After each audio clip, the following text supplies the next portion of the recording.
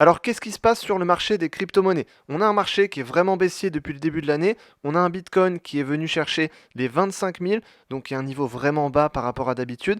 Et on a des marchés qui sont plutôt orientés à la baisse. Donc, si on regarde les différentes crypto-monnaies, on a un Bitcoin qui est venu chercher les 25 000. Si on regarde ici l'Ethereum, donc sur Ethereum, on est venu chercher le niveau des 1700, donc un niveau assez bas, un niveau de support. Donc, il y a plusieurs raisons à ça. Il y a plusieurs raisons qui font que le marché des crypto-monnaies est en baisse actuellement. Et j'ai identifié ces raisons-là et on va voir ce qui peut se passer pour la suite. Donc ce qui s'est passé, c'est qu'il y a plusieurs éléments. On a d'une part les tensions géopolitiques en Europe, on a une guerre en Europe, on a des tensions géopolitiques dans le monde, ce qui fait que ça crée une crainte parmi les investisseurs. Et il ne faut pas oublier que les crypto-monnaies, c'est des actifs qui sont risqués. Donc des actifs risqués, la plupart des investisseurs, quand on est dans un contexte risqué avec une guerre, avec des tensions géopolitiques, ils vont plutôt chercher des actifs refuges. Les crypto-monnaies ne sont pas du tout des actifs refuges, puisque c'est des actifs plutôt risqués. Donc ça explique pourquoi beaucoup d'investisseurs ont revendu des crypto-monnaies, pourquoi beaucoup d'investisseurs sont sortis du marché des crypto-monnaies, donc ce qui fait naturellement chuter le cours. Donc c'est une des raisons. On a également les politiques monétaires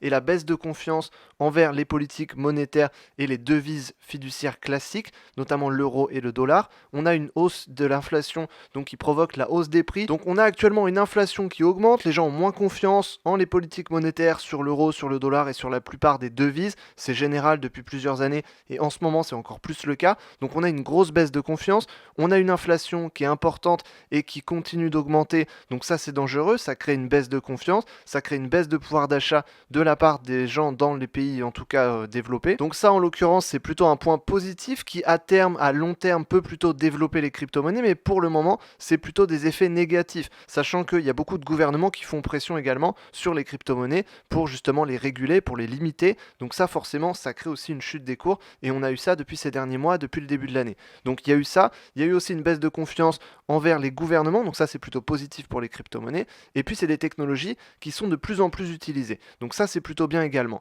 Donc ce qui se passe c'est que généralement, à long terme, on a toujours des facteurs qui sont intéressants, des technologies de plus en plus utilisées, on a une baisse de confiance envers les gouvernements, envers les politiques monétaires et envers les devises classiques, mais actuellement, on a des tensions géopolitiques qui favorisent plutôt un pic baissier pour aller chercher d'autres actifs refuges. Et puis, de toute manière, ce qu'on a vu à chaque fois sur le marché des crypto-monnaies, c'est que c'est un marché qui peut descendre très rapidement et très fortement, mais qui peut aussi monter très rapidement et très fortement. C'est pour ça que je pense qu'actuellement, ce qui peut se passer, on le voit d'ailleurs, c'est très corrélé au marché action. J'ai fait une autre vidéo sur le marché action sur le S&P 500, donc c'est intéressant. On voit que ça ressemble un petit peu. Ici, si on regarde les graphiques, on a donc sur le S&P 500 l'actif, donc les 500 plus grosses entreprises américaines. On a donc un marché qui est plutôt baissier actuellement. On est sur des niveaux de support. On voit que depuis le début de l'année, on est à moins 20%. La chute n'est peut-être pas encore terminée. J'en parle dans une autre vidéo sur le marché des actions américaines.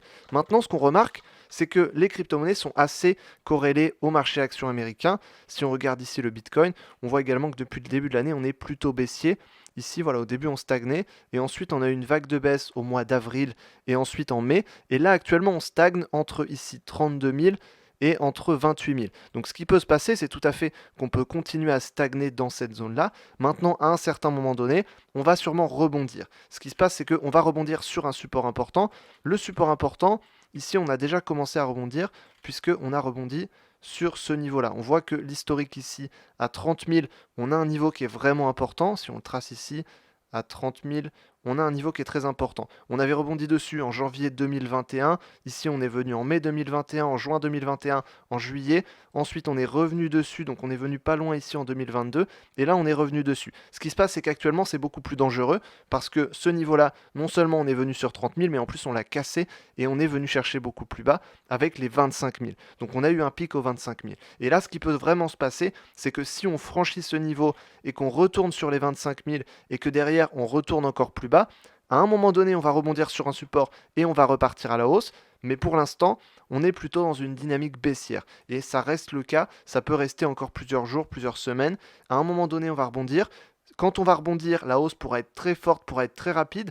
On le voit, on l'a déjà vu. Ici, on a rebondi, on était en baisse forte. Ici, ensuite, une baisse qui va diminuer Ici, voilà, si on regarde, baisse forte, ensuite la baisse, ici ça stagnait, ça diminuait petit à petit, on venait chercher le niveau de support de plus en plus, et à un moment donné, on a rebondi ici très fortement, et on est reparti dans une dynamique qui était plutôt nettement très haussière. Et donc c'est également ce qui peut se passer, sauf que cette fois-ci on part de plus bas, donc on peut aller chercher beaucoup plus bas, pour ensuite rebondir de manière très forte, et à terme, à long terme, peut-être l'année prochaine, venir chercher les niveaux à nouveau sur les 60 000, sur les 70 000, et peut-être même encore plus haut. Et si on regarde également l'Ethereum, on voit ici que sur l'Ethereum, on est venu chercher un niveau ici à 1700, 1700 qui pareil est un niveau de support qu'on est venu chercher en mai ici, donc c'est des niveaux intéressants, c'est des niveaux quand même qui sont des gros supports.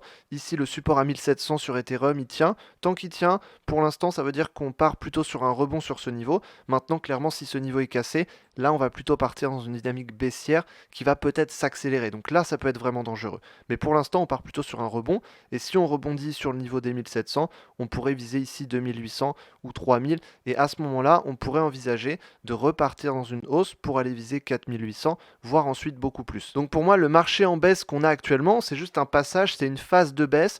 On voit qu'on a à chaque fois des phases de baisse et des phases de hausse. C'est assez visible sur le Bitcoin, on le voit assez clairement. On a à chaque fois des phases de hausse ici, ensuite une phase de baisse, une petite stagnation, ensuite une phase de hausse. Et on voit ici qu'on a comme un énorme range finalement qui pourrait se créer à long terme. Et si on reste dans cette dynamique et dans cette structure de marché, là ça peut être intéressant. Et là on peut trouver des bons points d'entrée actuellement. Mais de toute façon, voilà, le niveau actuel, on va peut-être y rester pendant plusieurs jours, plusieurs semaines. Donc là, c'est des niveaux qui peuvent être intéressants. Par contre, si on casse le niveau des 25 000, là ça peut être vraiment très dangereux et on peut partir dans une dynamique très baissière pour les cryptos et quasi un effondrement. Donc à voir, c'est à suivre, mais on peut avoir une hausse vraiment très importante. Moi je pense que c'est ce qui va se passer. Donc mon scénario privilégié, c'est qu'on rebondisse sur le niveau ici des 25 000 pour ensuite repartir à la hausse, peut-être stagner un petit peu puis repartir à la hausse, et ensuite on aura sûrement une forte hausse très dynamique pour venir chercher à mon avis des nouveaux plus hauts historiques, peut-être l'année prochaine notamment. Et c'est pour ça que c'est hyper important d'intégrer les crypto-monnaies dans ces stratégies de trading et dans ces portefeuilles d'investissement. Aujourd'hui on ne peut pas se contenter d'avoir uniquement des cryptos en investissement, il faut aussi diversifier sur d'autres choses. Et ce qui est important, c'est de pouvoir gagner peu importe si le marché monte ou si le marché baisse. Et ce qui se passe, c'est que le marché des crypto-monnaies continue à baisser, peut-être qu'il va rebondir à la hausse, et là c'est intéressant pour des investissements. Mais si on fait du trading, on peut gagner que le marché baisse ou que le marché monte, et là c'est intéressant.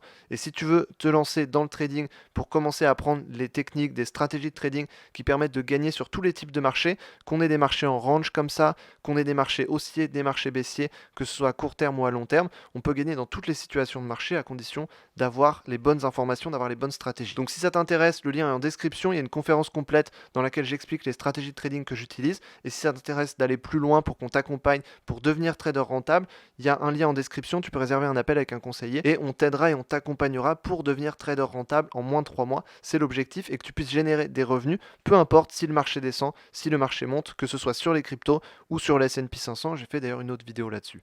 Voilà, j'espère en tout cas que je t'ai aidé dans cette vidéo, et je te dis à la prochaine dans une autre vidéo. Salut!